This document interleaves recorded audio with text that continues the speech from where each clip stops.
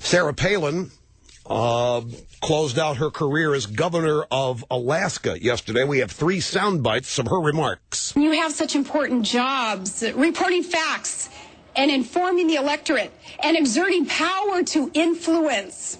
You represent what could and should be a respected, honest profession that could and should be a cornerstone of our democracy. Democracy depends on you. And that's why our troops are willing to die for you. So, how about, in honor of the American soldier, you quit making things up.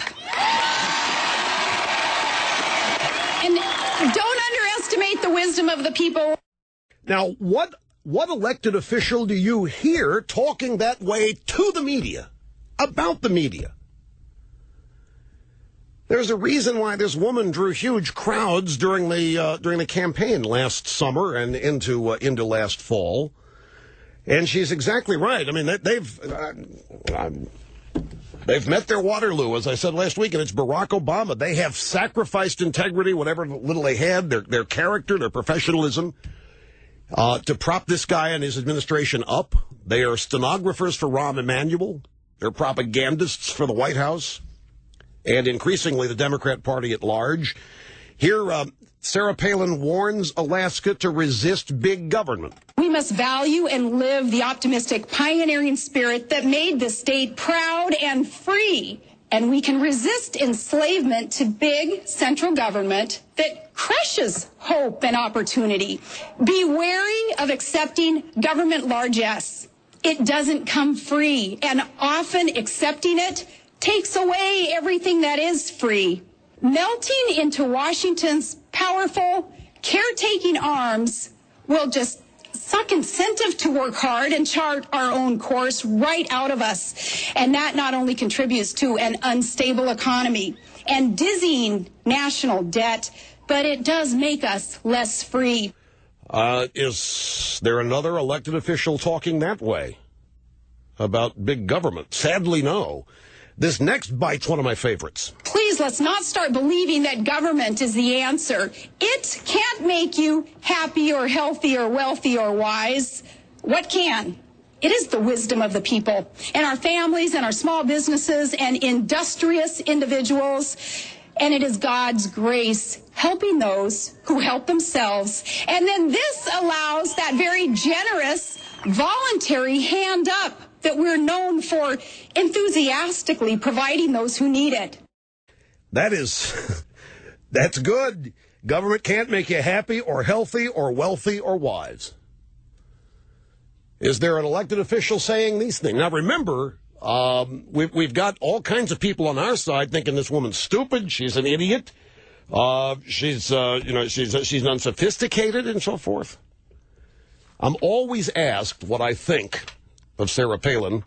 Greta asked me on the interview, and I will play the soundbite of what I said. The question, from an ideology point of view, do you think, who do you think is the smartest or best candidate in your mind right now? I'm looking right now at who can win, and I look at who excites crowds.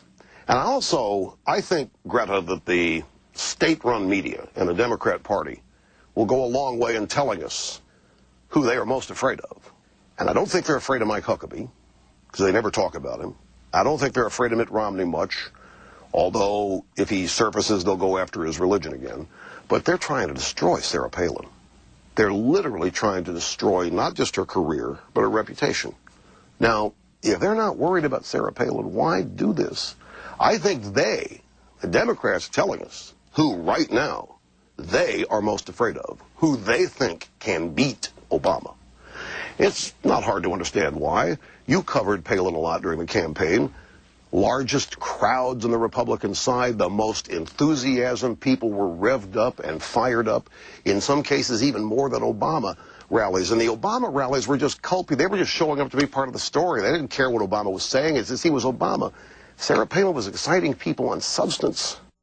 Now, to illustrate my point about the media and their fear of Sarah Palin, let's go to MSNBC Live. The anchor, Carlos Watson, speaking with the White House correspondent, Norah O'Donnell, and the Financial Times' Chrystia Freeland, about Governor Palin. They had this exchange. We talked in the 90s a good deal about the angry white male and angry white men. Instead of the face of that maybe being a Rush Limbaugh, that the face of it could become a Sarah Palin. Interesting to me. What's your take on her political opportunities in the near term?